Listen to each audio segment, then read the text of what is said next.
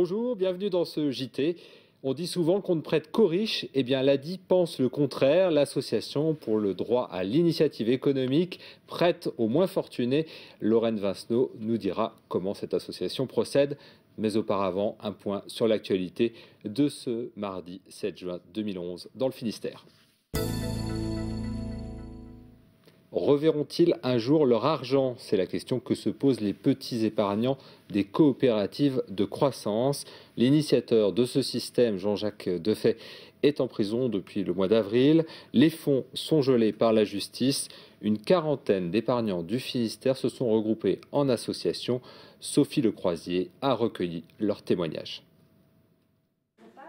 Désespoir, honte, abandon, c'est le sentiment des épargnants finistériens privés de leur argent. Aujourd'hui, ils tentent de sortir la tête de l'eau. Une association a été créée il y a 2 mois par 9 d'entre eux. Première action menée, récolter des témoignages et fédérer les gens. Aujourd'hui, se regrouper, c'est la meilleure méthode qu'on ait choisie pour justement se faire entendre, pour qu'il y ait un esprit collectif qui se mette en place et que, quelque part, ça puisse peut-être faire peur. Entre 2008 et 2010, 3000 Bretons ont effectué des placements financiers dans l'une des coopératives de croissance ou de petites entreprises gérées par Jean-Jacques Defay. L'information judiciaire pour escroquerie est en cours. Seulement pour les épargnants, l'affaire piétine. Aujourd'hui, je réclame publiquement, franchement, qu'on nous rembourse les sommes qui sont en attente. Si on nous dit qu'il y a 10, 11 ou 12 ou je sais pas, 13 millions qui sont encore pas dépensés, paraît-il, sur les 30 ou 35, pourquoi nous ne les donne-t-on pas aujourd'hui? Retraités, commerçants, salariés, pas de profil type côté épargnant. Tout le monde a cru en ces placements. Il y avait quand même des arguments assez convaincants. Les coopératives est assurée par un grand groupe d'assurance. Le fait aussi qu'il y ait une approbation du Trésor public pour la réduction fiscale, c'est aussi quelque chose qui nous a mis en confiance. Seulement aujourd'hui, les conséquences sont lourdes. Je me sens triste. Parce que vraiment, c'est toutes mes économies, les petites économies depuis que je suis en retraite et que je ne peux plus y faire un voyage, je ne peux plus rien prévoir. Parce que le conseiller qui est venu, c'était un ami et il venait même avec moi à la banque du CMB pour voir ce que j'avais en trop comme argent que je pouvais lui donner. L'association des épargnants abusés consolide sa défense. Les adhérents sont prêts, si nécessaire, à se porter partie civile. Et vous découvrez donc sur cet écran l'adresse de cette association, donc des épargnants des coopératives de croissance. Ils ont droit au paiement de leur temps de pause, ainsi en ont décidé les prud'hommes de Quimper. Près de 300 salariés des entreprises Doux de Quimper et Châteaulin attaquaient leur entreprise pour non-paiement de ces temps de pause sur la période 2004-2010. La procédure avait été engagée dès 2005 par la CGT. Le tribunal a ordonné aux volaillers de payer jusqu'à 6 000 € pour certains salariés. L'eau de l'Abervrac n'est pas encore propre à la consommation. À la suite de l'incendie du dépôt de la coopérative Le Gouessant à Ploudaniel il y a une semaine, des insecticides avaient ruisselé jusqu'à la mer. Ce lundi, les analyses ont montré que les concentrations de produits phytosanitaires étaient en baisse, mais par mesure de précaution. La préfecture a reconduit l'arrêté interdisant le ramassage des coquillages et la pêche des poissons dans l'Abervrac. Le phare de la Jument fête son siècle d'existence. L'anniversaire sera fêté samedi au large d'Ouessant. L'occasion également de mettre en avant les autres phares en mer, un patrimoine menacé par le temps, les tempêtes et le manque d'entretien. Marina Dété a rencontré Marc Pointu, le président de l'Association nationale pour le patrimoine des phares et balises. Il y a des événements de prévus, qui sont notamment, bien sûr, une petite cérémonie autour du phare.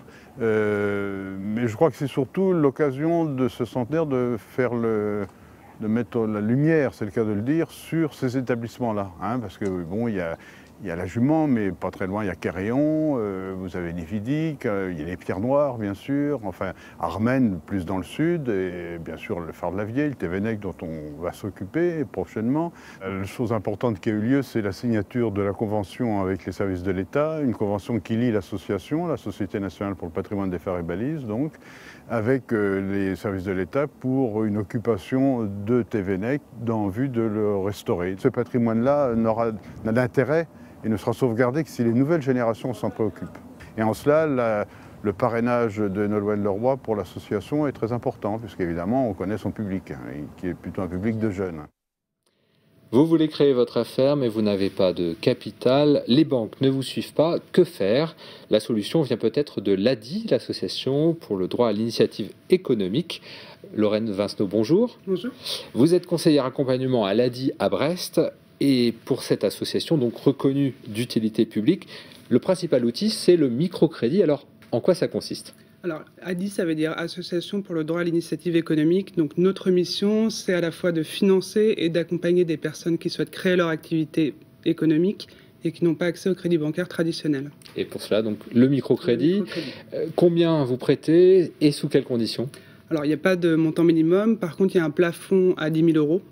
Et les conditions, c'est d'avoir un projet de création ou d'avoir créé une activité économique depuis moins de 5 ans et de ne pas avoir accès aux banques. Donc c'est l'un des principaux critères pour bénéficier de ces microcrédits, voilà. Être rejeté en fait par les banques. Alors on ne demande pas une attestation officielle des banques. Par contre, voilà, si des personnes ont fait la démarche, à ce moment-là, elles peuvent venir nous voir en cas de refus de la part des banques. Ou voilà, on sait qu'aujourd'hui, un bénéficiaire du RSA qui n'offre pas de garantie, a priori, ça va être difficile de faire financer son activité. Vous aviez combien de demandes et combien de projets financez-vous dans le Finistère ? Alors, pour l'année 2010, on a fait 80 microcrédits sur le Finistère. Et vous aviez beaucoup de demandes ? Alors, les demandes, alors j'ai pas le taux de personnes qu'on finance en fonction par rapport aux personnes qui sont venues nous voir. Ce qui est sûr, c'est qu'on aura toujours une réponse adaptée par rapport à quelqu'un qui pousse notre porte. C'est vrai que dans certaines conditions, on va estimer que c'est pas forcément le moment, que peut-être le projet n'est pas mature, et à ce moment-là, on le réorientera vers la personne adaptée pour aider cette personne.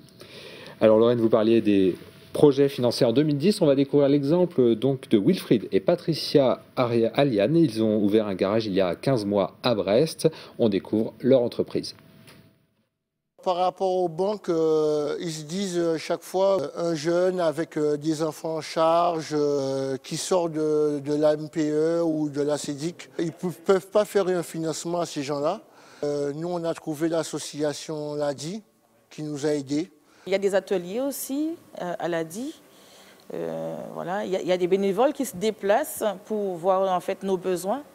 Mais aujourd'hui, je me dis que heureusement que les banques nous ont refusé.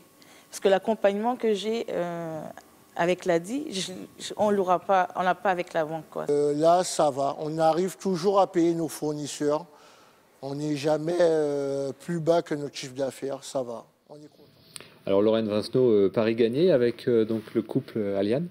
Tout à fait. On le voit là sur les images. Donc ça a été des porteurs de projets très assidus pour la partie accompagnement qu'on propose, notamment pour les formations. On leur a attribué un bénévole référent dont ils parlent dans le reportage, donc une bénévole qui vient régulièrement faire le point avec eux. Et ces bénévoles, d'ailleurs, vous en cherchez, hein ? On en cherche, oui, parce que donc on a une équipe à Brest d'une dizaine de bénévoles, à Quimper également. Tout le monde peut aider ? On estime que le plus important chez un bénévole, c'est l'état d'esprit, c'est la capacité d'écoute, tout ce qui est formation, technique, vraiment de gestion d'entreprise. Nous, on s'occupe de former les bénévoles, donc c'est pas forcément le plus important. Par contre, voilà, l'attitude est importante. Très rapidement, les taux de chance de réussite des projets que vous soutenez, est-ce qu'ils sont plus élevés que des entreprises traditionnelles ? C'est une de nos grandes fiertés à l'association, c'est que finalement les taux de pérennité de nos entrepreneurs sont à peu près identiques aux taux nationaux, c'est-à-dire 2/3 des personnes qu'on finance et qui créent sont encore en activité au bout de 2 ans et à peu près 60% au bout de 3 ans. Pourquoi les banques ne suivent pas l'exemple de l'ADI ?